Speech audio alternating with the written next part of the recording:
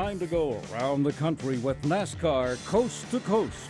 1 hour of news, opinion, and interviews about NASCAR, K&N Pro Series, NASCAR Wheel and Modified Racing, and more. Now, here are your hosts for NASCAR Coast to Coast, Kyle Rickey and Tim Southers. NASCAR crowns its first champion of 2015 in what was another tight points race north of the border, and last year's Southern Modified champ is back on top as we look to the final 2 races of the Southern Modified season. Welcome to NASCAR Coast to Coast for Tuesday, September 21st, 2015.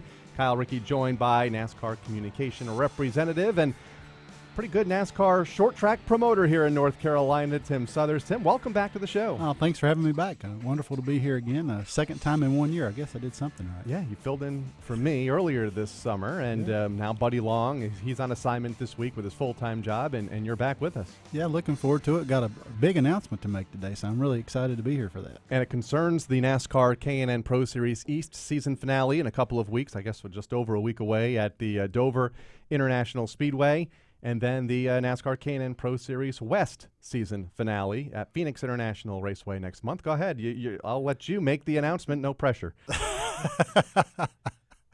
Hey, that wasn't in our production meeting, was it? We didn't have production meetings for this show, but fly by night, right? That's right. Well, we're very excited, and we want to thank MRN for stepping up and offering to do something that's very special for our K&N Pro Series East and West drivers, competitors, and, of course, our partners.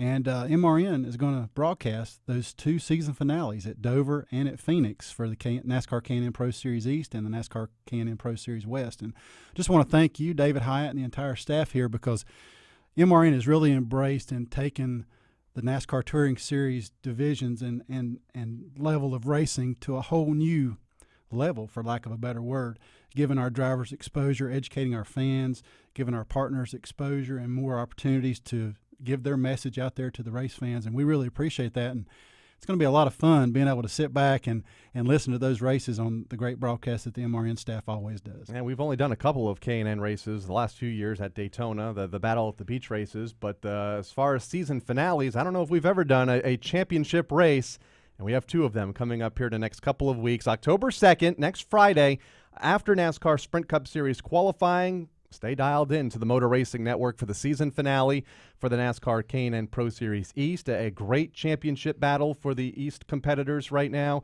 Austin Hill, Scott Heckert still very much alive, 13 and 14 points behind championship leader William Byron going into that race. And then the NASCAR K&N Pro Series West Championship event on November 12th at the Phoenix International Raceway, and another hotly contested point race there. Noah Gragson just a 2-point lead over Chris Eggleston. 8 points back to Ryan Partridge. They have 2 races left. All-American Speedway coming up on October 17th, and then that Phoenix finale on November 12th, which will be heard here on the Motor Racing Network. So pretty cool. I look forward to it. I'll be in Phoenix and can't wait to broadcast a K&N race, because these races, and we've talked about it all year, Buddy and I, these series, K&N East, K&N West, that's for the most part our future superstars in NASCAR's National Series. Well, you think back, look at it now. Chase Elliott, where's he going to be next year? Yeah. Where was he at a couple of years ago? Exactly. Ben Rhodes, of course, now racing the Xfinity Series. We got Chase Elliott driving for Hendrick Motorsports, about to fill a 24 seat, and we have Ben Rhodes, who's driving for some guy named Dale Earnhardt Jr. in the Xfinity Series. Never heard part-time. of him. Unbelievable. And, that's what we tell fans. That's what's so great about these series. You can go out to your local short track. It's very affordable for a family to go out there and watch these races. But also, we do autograph sessions at every one of these races, and you get a chance to meet the future stars of this sport at your local short track. And that's what makes this sport so great and so much fun. And now we're going to see, as we see these other drivers graduate up into the National Series, of course, look at John Hunter Nemechek. Well, he did just last week at Chicago, and he was racing in the K&N Pro Series just a few years ago and last year. So it's really interesting to see. It's going to be a lot of fun, and we got some great points battles, like you said, going into it.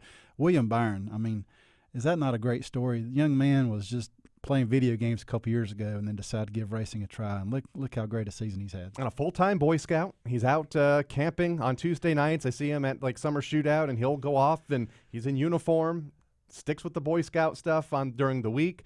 And obviously his school, and then on the weekend he's off racing and making a name for himself in NASCAR racing. I didn't even know that about Boy Scouts. See, Yeah. you learn something when you come on MRN. That's right. Yeah. That's right. And we hope everybody tunes in to those races at Dover and Phoenix because they're going to learn a whole lot about these drivers. In fact, it seems like half the field is in the truck race this weekend at New Hampshire. You got Gray Galding and Dalton Sargent and several other current K&N drivers that are in the race this weekend at New Hampshire. So they're already beginning to move up. So exciting to announce that Motor Racing Network broadcasting the championship races for both K&N East and K&N West coming up here in the next couple of weeks. Other news this week, the NASCAR Canadian Tire Series champion was crowned. I guess the biggest surprise was how tight it was going into the final event of the year. Jason Hathaway won the battle, but Scott Steckley once again picked up the war north of the border in his 4th series championship. Yeah, you took the words right out of my mouth. 4th title says a lot about that driver, the veteran, if you will. I think he's 43 years old. Yeah. So still, older guys can still get it done with all these youngsters that we have racing. But a great season for Scott. Of course, the last season for NASCAR camping, NASCAR Canadian Tire Series. Canadian Tire. I was going to say camping. I was still stuck on trucks. But great way to finish out their run is entitlement sponsorship of that series. Yep. And going to be some news coming out, I believe, not too far down the road about what's going to be going on next year. But it was really great to see Scott, sponsored by Canadian Tire, bring home that championship for them in this final season. And going to have a lot of fun. He'll be here in December. Before you know it, we'll be having Champions Week here in Charlotte. And we'll be also doing shows from Champions Week. Also, that's been in December. Another big news we can announce then, I guess, today. We got that finalized. Motor Racing Network going to stick with the K&N series and all of the NASCAR regional series right to the bitter end. Scott Steckley won the championship by a whopping 4 points over Jason Hathaway, who did everything that he possibly could do in that final race, led the most laps, won the Pitney's 250 at Kawartha Speedway over the weekend, but fell 4 points short of the championship over Steckley. DJ Kennington finished 3rd in that race. LP Dumoulin finished in the 4th position, and Marc-Antoine Cameron finished in the 5th position. A great field. 22 cars took the green flag for the championship race for the NASCAR Canadian Tire Series. Scott Steckley, the first champion of 2015. Not going to be the last. The Southern Modified Championship, that tightened up as well. Andy Seuss claimed the win over the weekend at South Boston Speedway, winning the South Boston 150, held off George Brunhosel III, Bobby Meismer, Frank Fleming, and Jeremy Gersner. That was the top 5. That championship battle now with 2 races left, 10 points separating the top 3. Andy Seuss looking for 2 consecutive championships. Burt Myers, Jason Myers tied for 2nd, just 10 back. And George Brunhosel III, very much a factor as well, 13 points out of the lead. It's going to be tight heading to Hickory, a track that I know you've had a relationship with in the past. Good to see the Modifieds back there for the first time in a number of years here in a couple weeks. It'll be a great show. And, of course, Andy Seuss did what he had to do last weekend at South Boston Speedway. I want to thank Kathy Rice and her staff up there for rolling out the red carpet for our guys. But Andy went into that race 1 point out of the lead and comes out with a 10-point advantage. That's 11-point turnaround, which is a lot the way our points are set up in this day and time. So, Andy said, post-race, he goes, after the first 2 races, which he had a DNF, he fell out early at the season opener at Caraway. He said, we had just given up chances on the championship, just want to go out and win races. And he said, we're still going to focus on that. But now, seems like he and George Brunhosel both had a rough start to the season, and now, look, they're both in the championship picture yet again. Coming down to the final 2 races, the Hickory Motor Speedway event will take place on October 3rd, and then just a few days later, the season finale, part of pole night for the Bank of America 500 for the NASCAR Sprint Cup Series. After the pole qualifying is complete, the Southern Modifieds will crown their champion on the quarter mile in the tri-oval of the Charlotte Motor Speedway, and that comes up on October 8th. So, again, another great race coming up. Hopefully everybody that's in town can be out there. But back to Hickory. Got to be excited. Modifieds going back there for the first time since, I believe, 2011. 2011 was the last time we were there, and, yeah, that's home for me, so that's always a special spot in my heart. I tease everybody at NASCAR saying that's the center of the NASCAR universe. Just have a little bit of fun with that. But it's going to be a lot of fun. That racetrack always gives us great side-by-side 2-wide racing, 2 and 3-wide racing the entire night in a modified car, and Burt Myers has ran well there in the past. Jason Myers has ran well there in the past. So, this points battle, even though Andy does have a 10-point lead and looks like he's in the driver's seat going into the last 2 events, anything can happen up there at Hickory at that .363 mile track. So it'll be fun to see that race, and we'll hopefully fans that live close by can come out there on Saturday, October the 3rd. And then, of course, come back for the finale. And Burt Myers, seems like he and Ryan Preece, Burt and George, seem like they own Charlotte Motor Speedway's quarter-mile track. So that's going to be another interesting race. But it's going to go down to the very last race, I'm sure. And you mentioned Ryan Preece. He has a big weekend this weekend. The point leader for the NASCAR Whelen Modified Tour up north. They're back on track Saturday with the FW Web 100 at New Hampshire Motor Speedway. And then Mr. Preece will make his NASCAR Sprint Cup Series debut on Sunday, driving for Premium Motorsports. You get a look at the car there.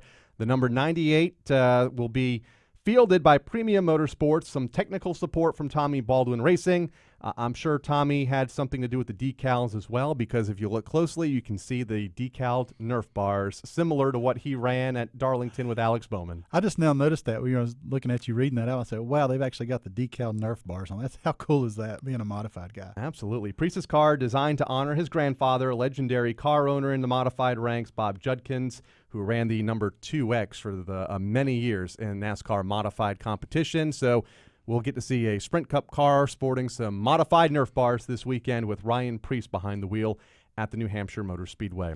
So other than that, not a whole lot has gone on this week in the world of NASCAR. But you were talking about the Whelen Modified Tour, and they have a great battle going on as well. I think Ryan just leads Woody Petcat by one point. Yeah, so 1 point between himself and Woody Pitcat heading to the New Hampshire Motor Speedway this weekend. They have 3 races left.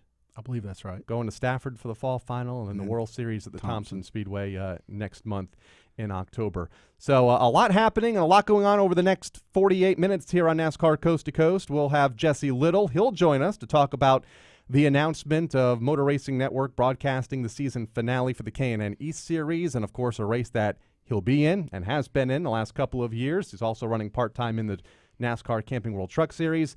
Brandon McReynolds will join us later in the show to talk about the announcement from the West Series perspective. And Andy Seuss, the latest winner on the NASCAR Whelen Southern Modified Tour, will join us here on NASCAR Coast to Coast. When we come back, Jesse Little joins us on the guest line. NASCAR Coast to Coast will be right back on MRN.com.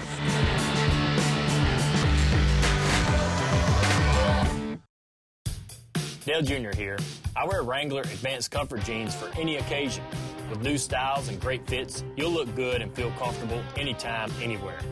Wrangler Advanced Comfort jeans are built with a U-shaped construction, so they give you more room where you need it. And their 4-way flex technology moves with you for all-day comfort. In the garage or out and about, Wrangler knows the ins and outs of comfort. Wrangler, real comfortable jeans. NASCAR returns to Martinsville Speedway for the 7th race in the chase for the NASCAR Sprint Cup. The Goodies Headache Relief Shot 500 November 1st. Witness Jeff Gordon's final full season of racing as he pursues his 9th grandfather clock at Martinsville. But names like Hamlin, Johnson, Harvick, and Earnhardt Jr. stand in the way. It's a half mile of mayhem where only the strong survive. Don't miss the Goodies Headache Relief Shot 500 November 1st. For tickets, call 877-RACE-TICKS or visit martinsvillespeedway.com. Back to NASCAR Coast to Coast. Here's Kyle Rickey and Tim Southers. Welcome back to NASCAR Coast to Coast here on the Motor Racing Network. Kyle Rickey, Tim Southers with you as we talk NASCAR short track racing, as we do each and every Tuesday afternoon between 1 and 2 o'clock here on MRN.com. Or you can download the show on iTunes or watch it on demand on our website or on YouTube. So we're accessible 24 hours a day, 7 days a week here on NASCAR Coast to Coast. Joining us now on the guest line, a second-generation driver, a driver that has had a lot of success in the NASCAR K&N Pro Series East and is beginning to climb the ladders up into NASCAR's National Series. And Jesse Little joins us now. Jesse, welcome back to NASCAR Coast to Coast. It's been a while since we've chatted. Absolutely. Thank you guys for having me. Part-time season this year for you in both the NASCAR K&N East Series. The last couple of years you've run full-time, just a handful of starts this year at companion events. Has it been tough for you this season in not being at the racetrack week in and week out with the K&N car? It has. There's drivers always talk about seat time, and not getting enough is something that's hard. But I've taken the opportunity to really learn more about the cars and kind of see everything from a different point of view, and it's really helped me, when I do finally get to go to the track and sit in the seat. I'm able to understand the changes and be able to relate, what's going on with the car better to my crew chief. And I feel like it's definitely been a learning curve for me, but I've embraced it well. Jesse, one of the things, obviously, you've won in the NASCAR K&N Pro Series this year, winning the combination event out at Iowa Speedway. By not racing full-time, if you will, or every week, as Kyle mentioned just a moment ago, does it make wins when you're able to get a big win like that with a combination event with both K&N Pro Series East and West together? Does it mean that much more to you? Oh, absolutely. It's just three of us, including myself, working in the shop. And so when we're able to go to a big event like that and run well and beat a lot of the teams that do it on a weekly basis, it means a lot, for our confidence, for our program, and it kind of reminds us all that even though we don't have the big budget or the personnel, we can still go out there and win races. I suspect, and I haven't seen the entry list yet for the race at the Monster Mile here in just over a week, but I expect that you will be there when we go green in 9 days from now. Absolutely, yeah. I never want to miss an opportunity to race at Dover. Your thoughts about the racing there? You got a top 5 finish there a year ago and ran in the NASCAR Camping World Truck Series race there back in May. What about Dover and the high banks do you like? It's it's very unique. There's no track I've ever been to that are quite as similar to it. The banking, the speed, the sensation, the elevation. That's probably the biggest that stands out. And being that the sensation of speed is so announced just from you're changing elevation, you're dropping down into the hill and you're coming up, and a lot of times drivers relate to it like a roller coaster, and that's what it feels like, a very, very fast roller coaster. So it's awesome that the race will be broadcasted. It's fantastic for the series. When I heard the news, I was absolutely thrilled, and I think the fans, will be too. It'll be a fantastic championship race. I think there's 3 drivers in the hunt, so you couldn't ask for anything better. One of the things, Jesse, talking about you moving up the NASCAR ladder, as Kyle mentioned when we first introduced you, if we have a young listener or a young racer out there listening today, what's the biggest thing a piece of advice you could give them about your experiences in the NASCAR K&N Pro Series East and West as far as being prepared to move up to one of NASCAR's national series like you've done this year in the Camping World Truck Series?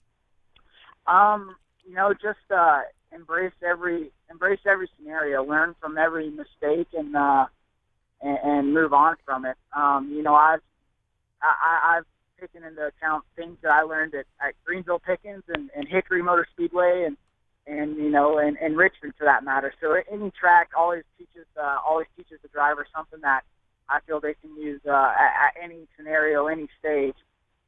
So just be willing to learn and absorb as much information as possible, and of course the famous one in sports, never give up. It's always meant to be, and if you have the right attitude and work ethic, it'll certainly be achievable. A lot of fans listening may know your dad, Chad Little, a longtime competitor in the NASCAR Winston Cup Series and the old NASCAR Busch Series. Moved up, has worked in NASCAR's regional series as the NASCAR Modified Director for a number of years and the same role in the NASCAR Camping World Truck Series until this past year. How has he helped you in your growth into motorsports? Oh, it's been huge. When I first started out, I was racing on tracks that he ran predominantly his whole career: Richmond, Loudon, Dover. So it was wonderful having him right there at my side, and him having just a whole book's worth of knowledge. I could go to him with anything, and then it's been nice to kind of transition as I've gotten to run more races and run more laps at those events.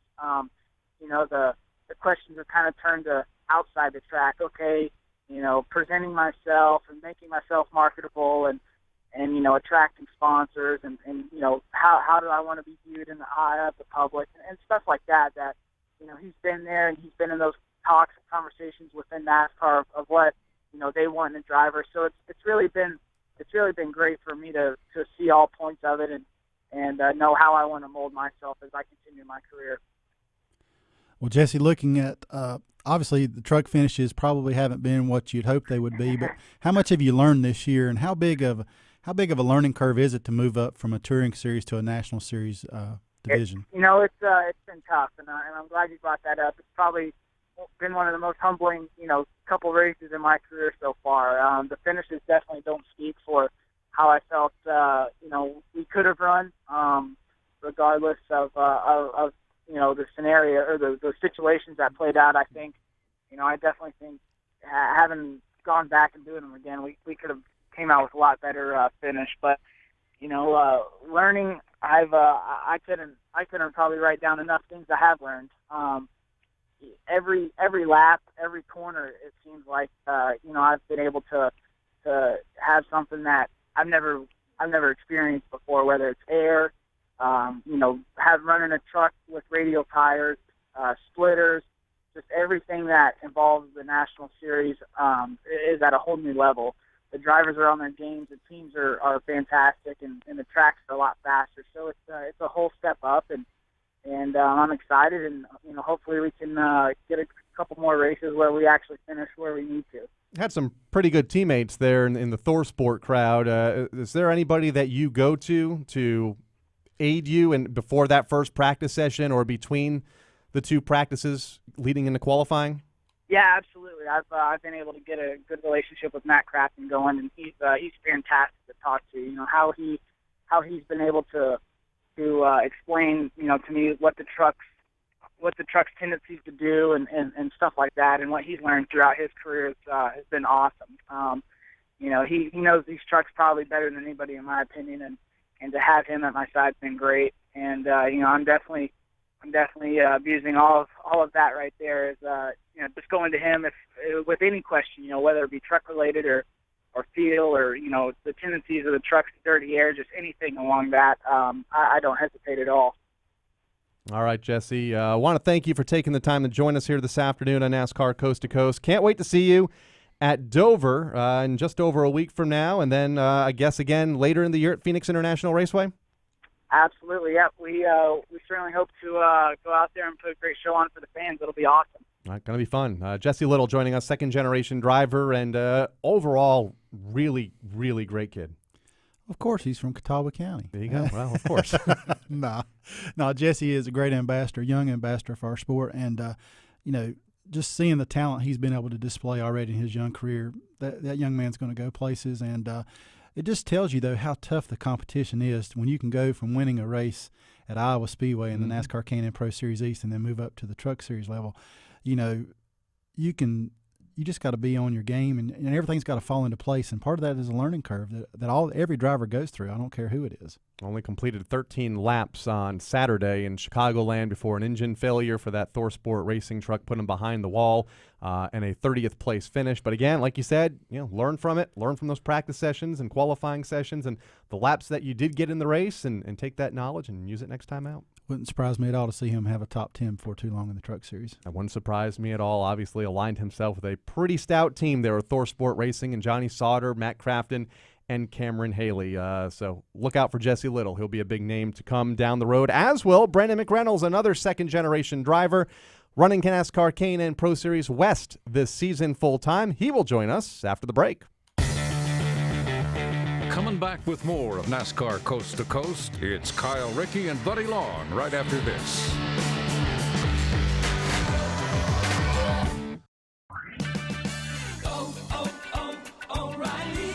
Rewards Member Appreciation Month at O'Reilly Auto Parts is ending soon. You won't want to miss the store-wide savings and double point deals on over 150 items. And if you're not already a member, sign up today during O'Rewards Member Appreciation Month. It's fast, easy, and free at O'Reilly Auto Parts. Better parts, better prices every day. O'Reilly Auto Parts. Play to win $1 million this week and every week this football season at DraftKings.com. With 1 week fantasy at DraftKings, you can play when you want with the team you want. Just pick your contest, pick your team, and pick up your winnings. This isn't fantasy as usual. This is DraftKings. Welcome to the big time. Hurry to DraftKings.com now and use promo code COAST to play for free for a shot at $1 million in this week's Millionaire Maker event. Enter COAST for free entry now only at DraftKings.com. That's DraftKings.com. Back to NASCAR Coast to Coast. Here's Kyle Rickey and Tim Southern. I want to thank NASCAR K&N Pro Series East Director Chris Wright for giving us a shout out on Twitter. Appreciate him listening, and he's excited to have us for his championship race next week. Yeah, but I think, are you going to be there? Sadly, no. Myself and Buddy Long, who's usually alongside, will be at the NASCAR Camping World Truck Series race at the Las Vegas Motor Speedway. But they will be in good hands, I think, with Jeff Striegel, Joe Moore, Mike Bagley, and the rest of the MRN crew that'll be covering the Sprint Cup and NASCAR Xfinity races out there next weekend as well. They might be sending you notes, though. Hey, Kyle, how about a little insight here? Phone's on. They can send all the notes they need. I will be more than willing to help them out. So it should be a good show next Friday. And, of course, the NASCAR K&N Pro Series West from Phoenix, their season finale, going to be live on the Motor Racing Network. I will be at that one, as will Brandon McReynolds, who joins us on the guest line. Brandon, welcome back to NASCAR Coast to Coast. Just a couple of more races left. Hard to believe that the West season is winding down. Yeah, for sure. I appreciate you guys having me on. And like you said, it feels like just yesterday. I think I was sitting out in Sonoma for an appearance when we were talking at the beginning of the year, and time definitely flies by when you're having fun. So it's I think everybody's ready for a little bit of break. We're winding down, but at the same time, we're hungry to get going for these last two races. Sixth in the championship standings. I know it wasn't the start of the season that you wanted, but it looks like you've gotten things turned around. Second place, last time out at the Meridian Speedway, and oh, by the way, you won both of the events at the Iowa Speedway earlier this year. Yeah, no, it's been like you said, an up and down year. Starting out the season, got pretty far behind in points with some of our mechanical failures, but at the same time, our Napa guys have done a really good job rebounding from that and really making a statement for the West Series, going to Iowa and winning those two races. But we definitely don't rest on that. We got two more races left, and we need to go out there and try to win both of those. Obviously, that's everybody's goal anytime you go to the racetrack. But at the same time, we feel like our preparation and our drive is there to go out there and get the job done. Like you mentioned, we had a really good run at Meridian. Felt like we got our short track program back on the right track and come up a little bit short. Felt like probably could have been a little more aggressive with Noah at the end.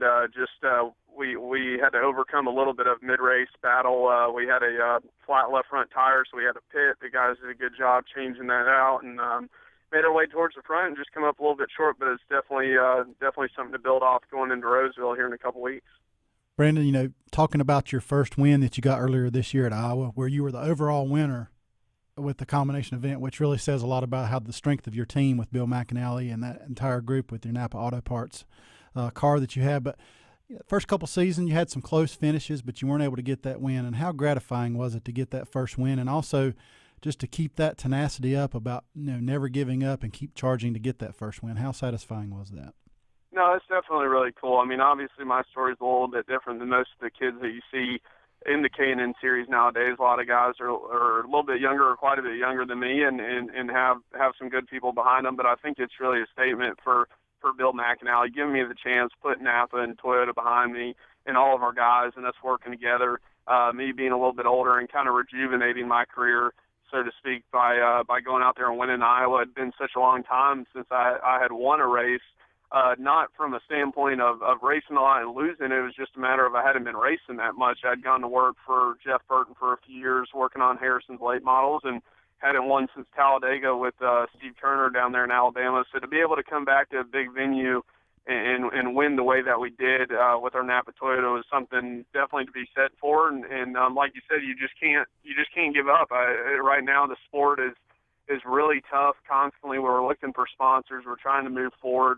But at the same time, it's easy to throw your hands up and give up on it. But us as a group, the 16 group, BMR and myself, we've dug in, and it started with being able to have that chance from Bill McAnally and move forward. So, like I said, it's been a good year, and we're constantly fighting, trying to figure out what we're going to be doing next year. And We'll just go from there. But it definitely starts with Roseville here in a few weeks, and then moving forward to Phoenix, which is really exciting that it's going to be on MRN. I think it's really cool to see the K&N Pro Series be broadcast live on y'all's network, and it definitely says a lot about the growth of the development series. Again, that race coming up at Phoenix on November 12th, the season finale for the NASCAR K&N Pro Series West. You've been around this series now a couple of seasons.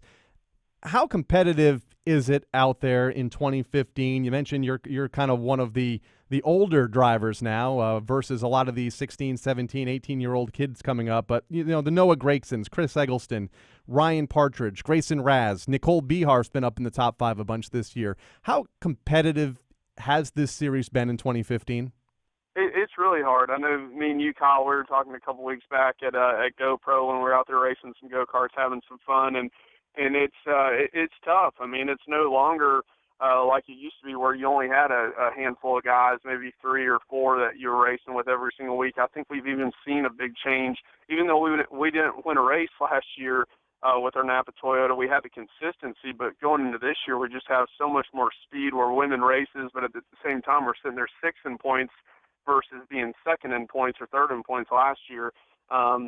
Coming into the last couple of races. So I think the competition definitely speaks for itself.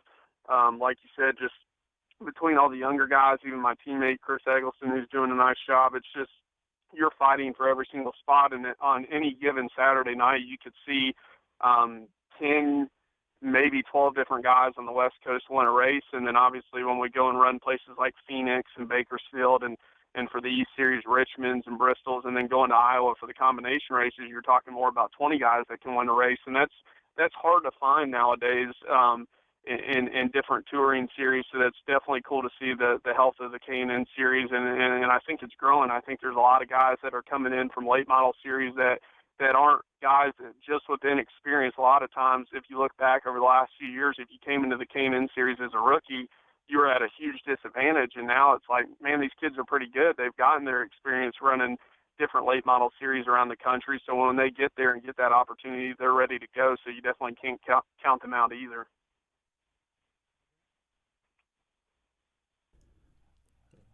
Okay, Brandon, sorry about that. We got to push the button there. Yeah, I got to push the button.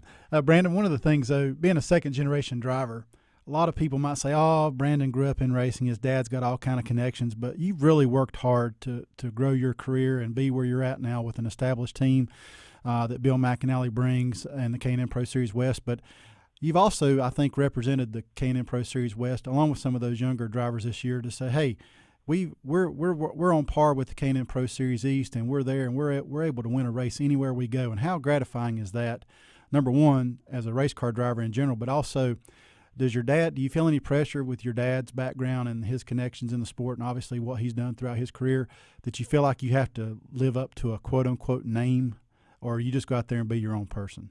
No, I mean, I think years ago when I started running the UARA Tour back here throughout the Southeast, you definitely had a little bit of that. You'd go to your local short tracks. We'd come in there with the Tour Series, and you definitely had a lot of pressure on you to perform with that McReynolds last name. But at the same time, I feel like I've done a good job of establishing myself. My dad does have a lot of connections in the sport, but with how hard and how big of a business this industry is, you got to go out there and perform and then hope that the dollars are there for you to go racing. So on that end, there's not a lot Dad can do. It's kind of like, hey, man, I'm here for you. I'll support you. I'll help represent a company. But at the same time, you got to go out there and do your job and become your own man and do your own thing. And I've really been able to do that at Bill McAnally Racing. That's why I'm hoping we can put the sponsorship and the money together to come and either run the West Series again or come back east and make a run at the championship. But to answer your question, as far as making that statement as a team, it's very gratifying. It's really cool, going from last year where we didn't run that well as a series on the West Coast, coming out to Iowa and racing against those guys. I never would have dreamed that we would have gone there this year and run well. But the biggest thing I try to do, and I think a little bit of my age helps that, is just put my head down, apply what I know about my race cars, and communicate with my crew chief. And that's the biggest thing. I think so many times as young race car drivers, we get down and we get upset because of the things that aren't going right. But that's one thing I do somewhat pat myself on the back about is I used to do that too, but moving forward I realized, look, nobody's going to give you anything. You got to go out there and take it. And I've been fortunate to have a good opportunity to race with a good team, but at the same time we had to go to work this off season, and we did that collectively as a group at BMR, and obviously the results have showed up for themselves, and I'm hoping that leeways into something for the future for 2016. As of right now, I don't have anything lined up. Me and Bill and my dad and everybody, our whole group's working really hard trying to put the money together. So we're pushing hard, and I think obviously our results are there and we're winning races, and that's all I can do on track. But at the same time, we're definitely trying to put it all together off the track to make it happen for next year. Yeah, obviously hoping something comes together for you pretty quick here before even we get to the end of this current season. 2 races to go. What do you know about All-American Speedway coming up in a couple of weeks on October 17th, the next stop for the NASCAR K&N Pro Series West? Well, I know we had a really good Napa Toyota there last year. We wound up finishing third, led most of it, and the driver messed up on a restart, took the bottom, and kind of outsmarted myself. So when I go back there, I don't care what it takes. When you guys watch the race, the whole 16 is going to be restarting on the outside if we're in the front row. So I've learned my lesson the hard way. So I'm going to live and die by restarting on the outside, and it's a cool little racetrack. Bill McNally actually puts on that event with Napa as the sponsor, and it's just such a cool event to see the town of Sacramento and Roseville come out there and support the local fairgrounds there with a big race is really neat for the K&N Series, and I think it's a good tune-up for going into, which is probably our biggest race on the West Series schedule other than the Iowas and Roseville going into Phoenix there. I'm really looking forward to it and hoping to finish the year out strong. Well, we certainly wish you the best of luck, and Brandon, it's going to be really neat to be able to sit back. I'll be over here on the East Coast, being able to tune into MRN.com and be able to listen to that season finale at Phoenix, and it's going to be a lot of fun. And wish you nothing but the best of luck as you finish out the season, these last 2 races. No, we really appreciate it, and definitely looking forward to that race in Phoenix. That's going to be a really cool experience for the fans to be able to listen in live. So we just got to thank, obviously, the K&N Series and NASCAR and MRN for putting that together. That'll be a pretty neat deal, and definitely bringing some more attention to guys like us out there trying to cut our teeth and kind of make our own path and come up through the ranks. I'm hearing that that Phoenix race may look a little bit like Iowa. It seems like, from what I hear, a good number of the front runners in the East might head west for that season finale. I'm assuming you beat them in Iowa, so you're okay with them coming up, showing up in Phoenix. Yeah, if it looks anything like the Iowa field and the 16 Napa Toyota that's sitting there in Victory Lane, that's good with me. So, look forward to it. It's going to be fun. Brandon, thanks for joining us here on NASCAR Coast to Coast. I appreciate it, guys. Y'all have a good afternoon. Currently 6th in the championship standings. A rough start to the season. I know had some mechanical issues at Kern County and Irwindale, but has bounced back nicely. They don't have a lot of races to work with out there. If you have an early problem, to bounce back, and he's making the best of the remaining races in the season. It sure is, and it's a lot like the chase for our NASCAR Sprint Cup Series drivers. These 10-race deal, you have one bad race, you really don't have a whole lot of time to turn around. That's why making a win is so important. But in the NASCAR K&N Pro Series East and West, you have a limited number of races. You have one bad race, you've really got to work hard to get back in contention. And that really says a lot about the drivers who have been consistent all year, though. Mm-hmm. That's why they're where they are. Guys like the Noah Gregsons, who leads the championship standings by just a couple of points heading into that next event at All-American Speedway. So coming up in a little bit, we're going to talk to the most recent winner on the NASCAR Whelen Southern Modified Tour, Andy Seitz. He'll join us to talk about his championship battle. But first, I want to take a couple of moments and get to know some of the stars of NASCAR's regional series a bit closer as we go off the wall. Tim Brown, what do you order or not order when going to a restaurant for the first time? I'm a steak guy. I love nice thick fillets, so I try not to deviate from that if I'm going to a steak place, because if you get a filet medium rare, it's kind of hard to mess up. So I'll order that, and don't really care for any kind of liver products. I'll never order that anywhere, not the first time or last time. So, Jay Beasley, have you ever caught yourself thinking about different things behind the wheel of the race car, whether it be under green or under caution? Have you ever had to catch yourself and your mind wandering? No, I haven't gone that too far out of the seat under green flag, but there was a track that I went to in California, It was actually in Roseville. And under caution, I could smell the food in the grandstands. And I was like, man, I really want to have what they're having right now. Austin Hill, what illness did you fake having to get out of going to school? I know a couple of times I said I had a really bad fever, and come to find out, we'd go to the doctor and I'd really have a fever. So it seemed like it would bite me in the butt every time I would fake sick. My mom would end up taking me to the doctor, and then I would end up having something. So kind of bit me in the butt, and I only did it a couple of times because I didn't want to be sick anymore. Jason Myers, if you weren't racing, you would be? Be crazy, that's for sure. That'd drive myself crazy. I mean, I don't know anything else. You know what I mean? It's what I grew up with. You know, my dad drove ever since I was born. So, I mean, it's what I grew up with. So I don't know if I wasn't racing, I don't know. I'd be lost. NASCAR Coast to Coast will be right back on MRN.com.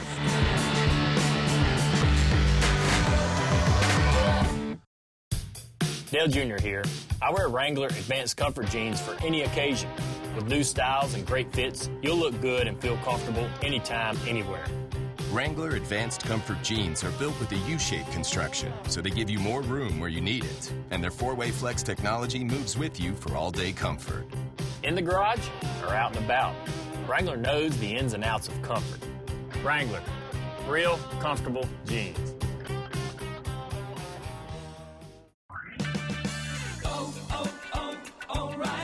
Restore shine with select Turtle Wax appearance products at O'Reilly Auto Parts. Choose select Turtle Wax products from washes and waxes to protectants for $4.99. Clean, shine, and protect your vehicle with select Turtle Wax appearance products on sale for $4.99 at O'Reilly Auto Parts. Better parts, better prices every day. Limits apply. See store for details.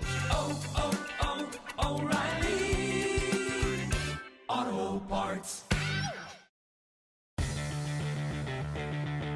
Back to NASCAR Coast to Coast. Here's Kyle Rickey and Tim Southers. We've talked a lot about the NASCAR K&N Pro Series East and West, but little so far about the open wheel modified tours of the NASCAR Series until now. The NASCAR Southern Modifieds, they were in action at South Boston Speedway over the weekend, the South Boston 150, and a driver that claimed the win. Andy Seuss joins us on the guest line. Andy, welcome back to NASCAR Coast to Coast. Hey, you can't be here in person, but glad you're able to call in. Thanks. Happy to be here. Talk about your win the other day. How difficult was it holding off George Brunholzl III, and you had Bobby Meisner there as well in that lead pack? Yeah, you know, it's never easy. Those two teams are definitely on top of their game as well. Somebody mentioned to me when we got home, oh, you led 142 laps. Must have been pretty boring. And that couldn't be farther from the truth. I didn't even realize we led that many because it just seemed like there was always a battle going on. The restarts are really exciting, but overall, the car was handling perfect. So when I could get by myself, it was a dream, but not the case definitely when the field got bunched up. And he's not exaggerating. I was there, and those restarts were pretty harrowing. I'm telling you what, you had two pretty evenly matched cars. Not a lot of real estate at South Boston Speedway. You really got to have your car handling. It's a very tight, very fast, but it does give itself to two-wide racing. I think Andy would agree. And Andy, those restarts, you and George put on a heck of a show. And I tell you what, it's got to be gratifying whenever you can beat the best of the best in the Whelen Southern Modified Tour, and you were able to do that at South Boston. And by the way, Kyle, he's the only repeat winner that we've had at South Boston Speedway. So I tell you what, you and your car on Eddie Harvey, you've really got that place figured out, don't you, Andy? Yeah, it's been a place that, we've been really good from the start. My first win was with Riggs Racing there, and now I have two there with Ideal Racing. So a place that suits my driving style, also, Eddie Harvey's setups. So that's always looking forward to when we go there. We had a little issue in the spring, running in the top 5 and didn't get to finish that race. So we could have had even more by now, but really happy we were able to capitalize this time. Hey, talking about points, but it's something that we in the media do, and you usually ask. Well, then don't. I know. Yeah, I was going to say, you usually ask point leaders about points, and they don't want to talk about it, but you're back on top of the championship standings by 10 with 2 races to go. Do you start looking at points? Do you ever really race the point sheet? I'm looking at Hickory. That's all we keep talking about is we have to win Hickory. That's the only thing on my target right now. And at the beginning of the year with Reck Canada's a 2 out of the first 3 races, we kind of wrote it off.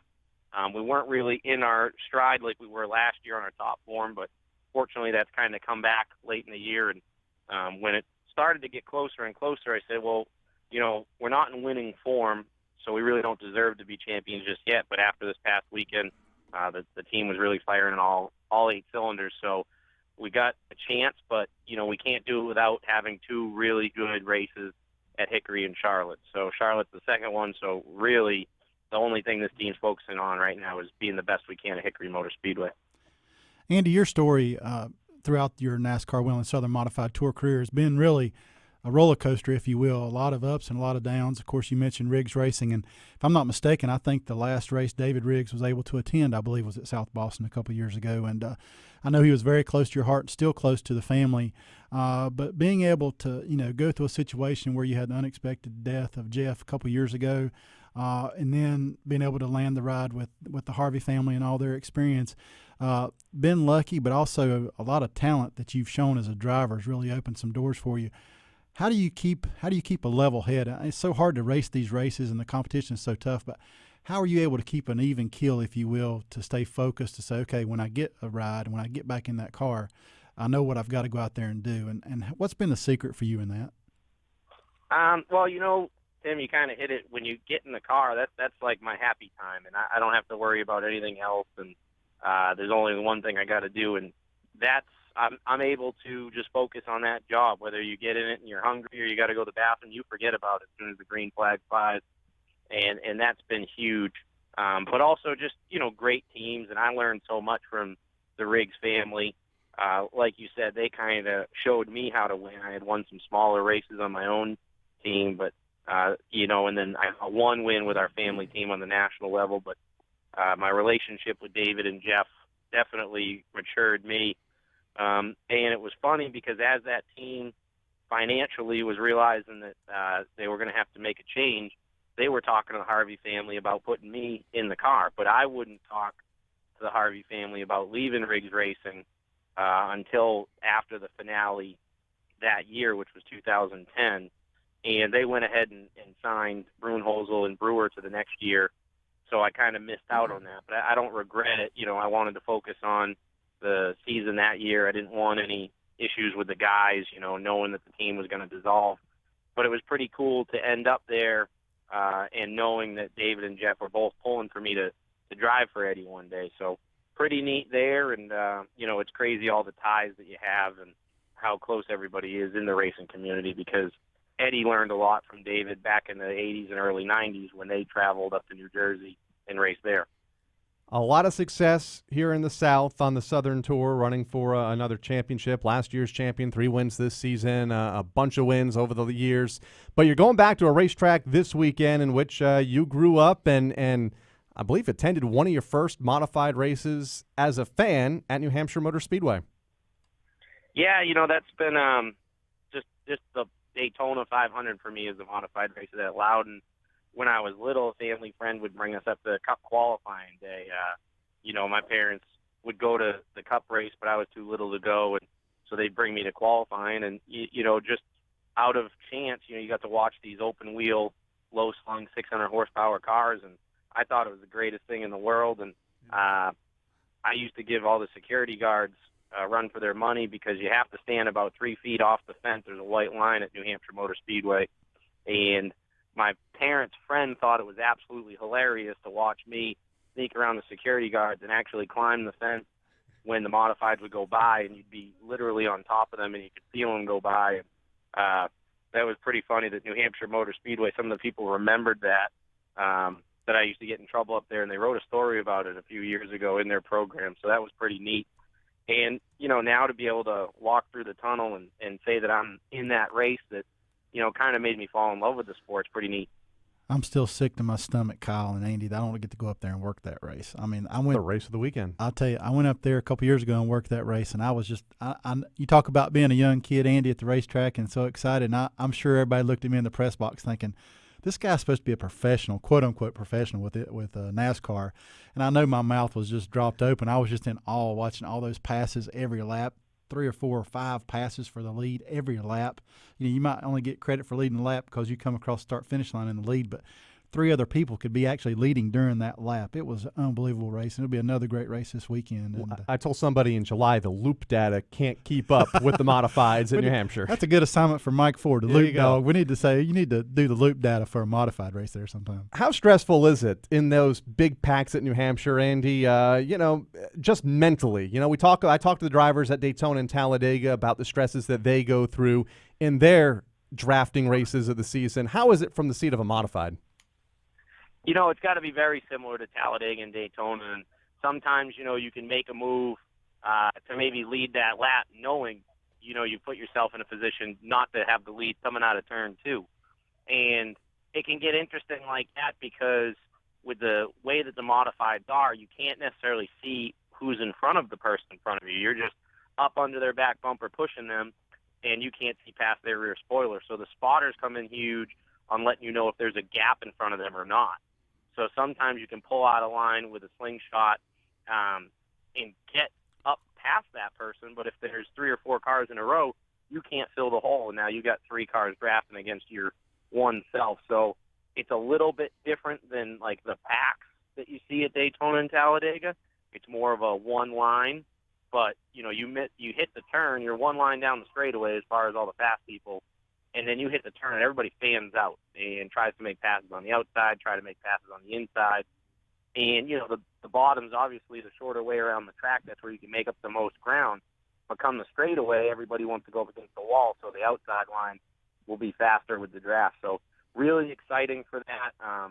You work with your spotter quite a bit to know when it's time to pull out and go. And, like you said, the loop data for not only the lead changes, but position changes. You could have a whole different top 10 each lap you come around. So there's always a race going on, and it's definitely, one of the fan favorites for everybody I've talked to the last few years. Can't wait to get up there in a couple of days from now. The FW Web 100 for the NASCAR Wheel and Modified Tour Saturday, right after the NASCAR Camping World Truck Series race at the Magic Mile. Look forward to seeing you up there, Andy. Look forward to seeing you. All right, Andy Seuss joining us, winner of the NASCAR Southern Modified race and a participant up at New Hampshire this week, and we're going to miss you, Tim. I'm already sick. Let's talk about something else. No, right. It's going to be a great race, and the fans that go up there, obviously, the Camping World Truck Series, we're having their 500th race in the history of the series, so a lot going on Saturday. So if you've got your tickets for Sunday and thinking about Saturday, you're on the fence, believe me, it's worth getting that ticket to go up there in person and watch that modified race on Saturday. And, of course, history being made with the Camping World Truck Series. Cole Custer, won up there last year, setting the record as the youngest winner. Yep. And we'll see if we have another teenager win. Of course, we got teenagers leading the points in that series, so it'll be unbelievable to see what's going to happen this weekend. And wish Andy the best. Represent the South well up there, my friend. Absolutely. And the truck race will be live on the Motor Racing Network Saturday afternoon from the Magic Mile. We'll wrap things up here on this edition of NASCAR Coast to Coast when we come back. Coming back with more of NASCAR Coast to Coast, it's Kyle Rickey and Buddy Long right after this. The following is a message from ToyotaRacing.com. Toyota Racing is all about speed and precision, which is why, right now, my voice is being digitally slowed down. My regular voice has mind-blowing speed and precision. For example, here's how this ad would sound unaffected. Visit ToyotaRacing.com for exclusive NASCAR content and videos, information on our NHRA off-road and other teams, see how fast I normally am, details and stats about all your favorite drivers like Denny Hamlin, Kyle Busch, and Matt Kenseth, complete race results. Actually, this is still kind of slow for me, guys, so listen to this. You can also find Toyota Racing t-shirts, hoodies, and keychains, Twitter updates, connect with other Toyota Racing fans, and just about anything else Toyota Racing related. Tongue cramp. So, Toyota Racing fans, go check out ToyotaRacing.com. Man, does anyone have an ice pack? NASCAR is a registered trademark of the National Association for Stock Car Auto Racing, Inc. Back to NASCAR Coast to Coast. Here's Kyle Rickey and Tim Southers. Welcome back to NASCAR Coast to Coast. We're winding this edition down. This is the point of the show where Buddy and I usually talk about the NASCAR Wheelin' All-American Series and the national championships. But I understand, Tim, the final season or the final weekend of the season was this past weekend, and the computers are still tabulating and calculating and correlating the numbers for the thousands of drivers that partake in all the different tiers of that division. They want to get it right because this is the weekend you have to get it right. Of course, and I'm old enough to say this. Now, a lot of our listeners are probably going, what is he talking about? But the ad machines are on fire down at Daytona. I'm sure they are. They're doing a complete audit of all the points, and obviously the hope is sometime tomorrow the national champion will get a call from George Silberman. Mm-hmm. And so we're anxiously awaiting that to happen tomorrow. And, of course, you can keep up with on our social media handles at NASCAR Home Track, and obviously on our website, NASCAR Home Tracks, we'll have all that information listed. And I know a lot of the late model guys that race in this area, and Lee Pulliam, who was in the lead going into the final weekend of the season. I know he's anxiously awaiting to see what's going to happen when their final points are calculated. But he's going to be up at Martinsville tomorrow with a lot of our late model stock competitors throughout the entire East Coast. They're going to be practicing at Martinsville Speedway, getting ready for their special event coming up on October the 4th. The annual 300 coming up just a couple of weeks away. Any surprises to the entry list that we might see show up there? Well, I haven't seen a final entry list. I do know one of the things they're going to be talking about tomorrow is we're going to have a local driver, if you will, letting the cat out of the bag, I guess, so to speak, going to be doing double duty. He's going to be racing in Las Vegas on Saturday night, take the red eye, and come back over and participate Sunday morning at Martinsville Speedway. So we'll wonder who that could be. I wonder who. I bet you that driver's got a clock in his living room from Martinsville Speedway. I think he does. I sure do. And he'll be up there at the Speedway tomorrow during the test session. They're going to be having some media availability around lunchtime. So they'll be talking about that, but that's always a great show. So the fans are looking for something fun to do. The great thing about that is you can go up there, watch the race live on October the 4th, but you can also get your headphones on and listen. I believe they're going to be in Kansas that weekend, the first weekend of October. I think MRN, Yeah, Series. I think we're going to be in, let's see, where are we going to be? We're going to be Kansas, but I think that race, that Martinsville, is right after Vegas, which is Dover weekend. Oh, I'm sorry, Dover weekend. Okay, yeah. Well, you have MRN on Friday afternoon, listen to the K&N Pro Series East finale, and then you'll have the Xfinity Series race on Saturday and the truck race Saturday night in Las Vegas. I'll be there. And then you can tune back in, listen to the Cup race, but while you're there at Martinsville watching this late model race in person. I need to talk to that driver that's pulling double duty because I'm trying to figure out a way to get back to Martinsville myself. Well, I do know for a fact he's on that jet, on that red eye Saturday night. I need to get a seat on that red eye coming back from Las Vegas. So there were tracks that were in action this past weekend. Want to mention a quick shout out to Eric Berndt, a longtime NASCAR modified driver, picked up his first SK modified win of the season at the Stafford Motor Speedway. Ryan Priest finished in the 5th spot and gained a bunch of ground on point leader Rowan Pennick as they look to their season finale up at Stafford at Fall Final Weekend, October 3rd and 4th. Of course, the NASCAR Wheel and Modifieds will be there. Ted Christopher also won this past weekend up at the Waterford Speed Bowl, picked up the SK Modified win over Tyler Chadwick and Jimmy Zacharias, another driver chasing those NASCAR wheeling points this year, hoping to be a part of at least the top 5 when those points are released tomorrow. Yeah, that race has been very tight all year long, and if I can real quick, I would like to give a shout-out. It's a little bit dated, but Josh Berry, who won last year, the track championship at Hickory Motor Speedway, driving for Junior Motorsports, had a great run up at Richmond a couple weeks ago in the Xfinity Series, and that just goes to show you not only do we have great talent in our NASCAR Touring Series, but the NASCAR Wheel and All-American Series has a lot of great talented drivers, and they just get the right opportunity. They can go out there and show themselves well, and Josh did a great job at Richmond. Good job at Richmond, a great job at the Iowa Speedway earlier this year for Josh, hoping to see him more in that car. By the way, Shane Lee picked up the championship for the late models, or actually Shane Lee picked up the final points-paying late model win of the season. It was also the final race of the Paramount Kia Challenge. Matt Piercy finished 4th. That was good enough to win the Hickory Late Model Championship this past Saturday night. Oh, I knew he was in a close battle with Landon Huffman, so that's a great finish there. Want to thank you for joining us, Tim, on the show here today. Appreciate it. Also, Jesse Little, Brendan McReynolds, and Andy Size. Buddy Long's back next week. For Robbie Mays and Craig Moore, I'm Kyle Rickey. We'll see you back here next week on the Motor Racing Network and NASCAR Coast to Coast. You've been listening to NASCAR Coast to Coast. Tune in next Wednesday at 1 Eastern for more talk from local tracks all over America. NASCAR Coast to Coast is also available on demand in the MRN.com Media Center or download from iTunes or Stitcher. NASCAR Coast to Coast is a production of the Motor Racing Network. All rights reserved.